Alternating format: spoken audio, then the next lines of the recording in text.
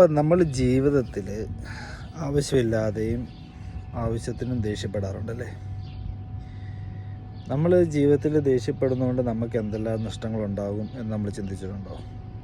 ഒന്നാമത്തെ കാര്യം മാനനഷ്ടം, രണ്ടാമത്തത് ധനനഷ്ടം, സ്വന്തം സെൽഫ് റെസ്പെക്റ്റ്, അങ്ങനെയുള്ള പല കാര്യങ്ങളും നമുക്ക് നഷ്ടം വരും.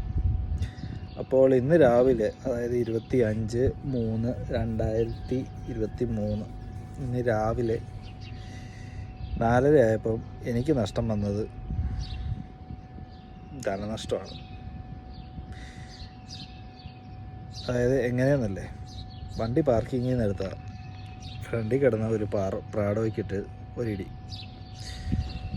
അപ്പോൾ അതിൻ്റെ ബമ്പർ ഇതേണ്ട പൊട്ടി അങ്ങ് പോയി.